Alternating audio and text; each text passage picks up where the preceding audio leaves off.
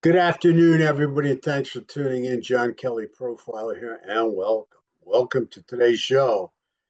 The hidden facts we're going to bring out, hidden facts of Kohberger's plea, and a lot of them you didn't know. All right. So we're going to bring out some of the underlying dynamics that are going to be going on with him. At this time, I want to send our deepest condolences out to the family and friends of all his victims. I mean, these families have suffered enough, and here's more suffering added on to them. They were ambushed by this plea, and I just can't tell you how sorry we are for what's happened and what's going on. You know, he's guilty of murder. There's no question about it. You know, he's turned around. He's pled guilty, and I don't have to dance around anymore with he's innocent until proven guilty. He's guilty. He admitted it. Everybody knew it pretty much. So now he's got to face the sentencing, and he's got to face, I won't say 4 life sentences or 5 life sentences. I know it's 4 life sentences in prison, but really, you only got one life, right? So he's going to do life, but he's not getting out, and that's important. He's coming out of there in a bag someday. That's the bottom line. At this point in time, I'd like to bring out my book. Thank you so much for all your purchases. Discovering Lazarus, the Good, the Bad, and the Ugly of John Kelly. How I kicked a horrible cocaine addiction, ended up becoming a counselor, moving on to becoming a psychotherapist, and finally a profiler. And here I am. Thank you so much for all your purchases and all your great comments on the book. I thank you so much. Also, we want to let you know about our other channel out there, Thrive. Just go to it, load it with education on addictive illness, addictive illness being the worst serial killer in the country. Feel free to go to it, take what you want, leave the rest. It's about all different types of addictions. We've got to load it up with a lot of fine education for those of you that are suffering from addictive illness, and those of you out there that have family members suffering from addictive illness. Please remember to subscribe, like, and comment. We love your subscriptions. We definitely love your likes. And I'll tell you what, we always get back to you on your comments. We are very interested in your comments and what you think. You are important to us. You are our audience. You're my audience. There's no two ways about it. So now we look at Kohberger, and he's pled guilty to a mass murder, 4 people, right? 40 kids. It's very sad. Death penalty's off the table, as you all know. That's not new news. Okay. And he can be looked at as a mass murderer, but to me, see, he's really a budding serial killer. I really believe that he went in there with, having a target. I believe, my opinion, it was Maddie. Could have been Maddie and Kaylee. And then he just happened to run into the other two folks that were in there, Ethan and Xana. And I really feel that was witness disposal, especially Ethan. He was supposedly asleep. Who the hell was he bothering, right? But Xana, I think saw him. And yeah, actually, she did see him, and he didn't want any witnesses. But I think it was one target, Maddie. Could have been two, Maddie and Kaylee. But I don't know how he knew Kaylee was going to be there, because I think she just stopped in. If I got it right, for the weekend. She was picking up her dog. She was going out to a new job out west somewhere. So I'm not sure he would have known she was there. I mean, I'll tell you what, for as smart as he thinks he is, I mean, he didn't scope out the place very well before he went in to do the deed, right? So anyway, he pleaded out, so there's no death penalty. And I will tell you, it's no surprise to me in a way. In fact, I mulled this over for a number of years, and you'll see an article out there for the Daily Express over in England. As you know, I'm an international profiler, and I'm called on by a lot of different news agencies, not only in the United States, but overseas as well, usually Europe, although Australia too. But bottom line is, we don't only talk about the news at John Kelly Profiler. We make the news as well, and this article will be up there. Um, I just saw this as a possibility coming almost 2 years ago now, that they would drop the death penalty and try and cut a deal. And the article will be up there for you guys that want to read it. When he goes into prison, it's going to be far different than where he's at now. I mean, he's in the county right now, probably, and this is miles and miles away from a state-run prison, and that's where he's going to have to go. He's going to go to a state-run prison, and he's going to be involved in general population, and he's not going to be kept on death row. So if you got the death penalty, he'd be kept on death row, and he'd be segregated from the general population.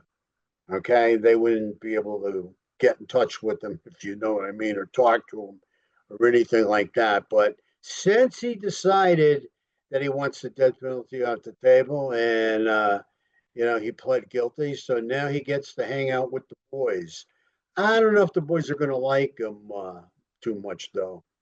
The downside to his plea for the family, and the victims, and the friends of the family, the downside of his plea is he doesn't have to face execution. We know that. Okay, so he gets to, continue to live his life in prison and grow old in prison. All right. So that kind of bothers me. He's going to continue to get mail from his girlfriends. I don't know if you know it or not, but these girls that are obsessed with guys on death row or who are murderers in prison usually have a diagnosis of hybristophilia. Hybristophilia. These are women that are obsessed with murderers and people that are locked away in jail and doing life and whatever. And they just are obsessed and love to write them and talk to them and try and send them pictures and stuff like that. So he's going to be getting a lot of that. That's going to continue. And that's the downside of him with the plea. He's going to get to go on with his life, and he's going to get all kinds of mail, and he's going to get letters and maybe even pictures from these women that are going crazy over him. We see this all the time. We saw it with Manson. We saw it with, other famous serial killers as well. Bundy for sure. In fact, I know Bundy has a child out there. But anyway, what I also want to bring out is, even if he decided to get married in prison, because he could get married, all right, that does not mean he can have conjugal visits. In Idaho, nobody in prison is allowed to have conjugal visits. So he's not going to be sexually involved with anybody that's writing him or obsessed over him, or contending they love them, even if they have, really great birthing hips. No, there's no way he's going to mix it up with them sexually. All right, but he is allowed to get married, pretty much. I mean, that happens. However, the one thing that he's going to do, that he's going to enjoy his fantasies. All these guys do. I've interviewed a number of them, and they are so hypersexual, even though they might be incels and they might not physically be able to have sex for whatever reason. Bottom line is, they think about it, they want to look at it, they enjoy reading about it, they enjoy writing about it, and then they pleasure themselves. It's a sick situation, but this is how it goes in prison with these serial killers, because they are hypersexual. And years ago, when I wrote that serial murder was an addiction, it led me into them being sex addicts. There's no question about it. I mean, these guys they don't stop. Sexually, they don't stop. And what we found out recently is psychopaths usually have 4 times the dopamine that normal people do, and that adds to their sexual pleasure, right? So This is what goes on in prison. This is the these are the pure and bare facts of what these guys do. Now, here's the upside for the families, and in a way, for me, it's a bittersweet pill, but you know, there's pluses to this, and you'll hear them right now because this is where the upside's going to be. Kohberger's got to spend the rest of his life in prison, which I just mentioned before. So we've got that piece working. But the other thing is he cannot appeal his sentence. He has lost the power of the appeal. He had to sign off to that in order to stay away from the death penalty. And I got to tell you, that is so very, very important to me. Very important to me. Because these appeals and this appeal process can go on forever and put the families through hell. Okay. And I really think it's a very sad situation. So when he dropped his ability to do appeals and signed off on it, made me feel really, really good because I know that appeal process is dead now. And I know he has no shot of playing around with the family and making the family relive it and returning to court. And as you can see, court can get kind of crazy, when you think you have a hearing and then you don't. To give you an idea, there was a serial killer years ago in Tampa, Florida.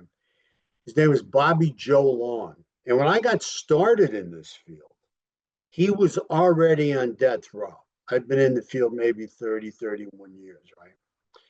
So I tried to get in touch with Bobby Joe Long. I wanted to interview him. He told me he wouldn't see me, but he would see my assistant. And years ago, of course, I had a different assistant. And, there was no way I was going to let her be alone with him. So I told him no deal.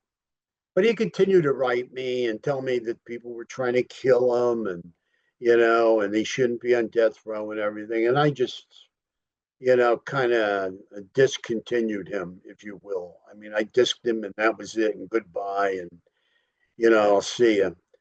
Well, anyway, he ended up being on death row for 35 years with his appeal process. His appeal process lasted 35 years. So keep in mind, for 35 years, he's not in general population.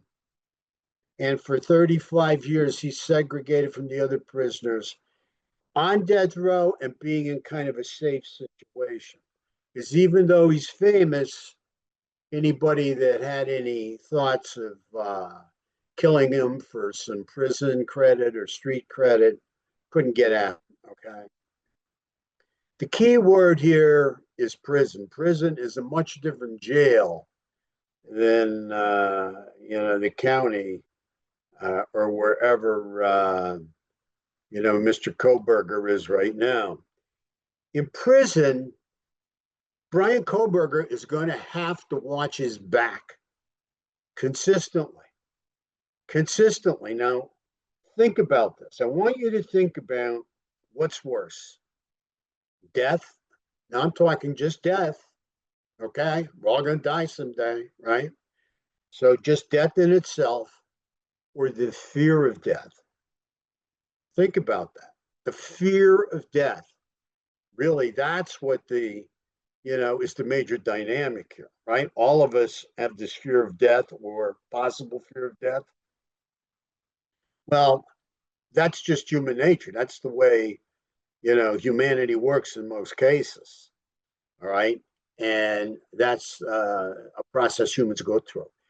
The bottom line is him being in prison and the people in prison in general population where he's going to be, and they're going to have access to him. How many of those guys want the street cred or want the prison cred for killing a famous guy like him?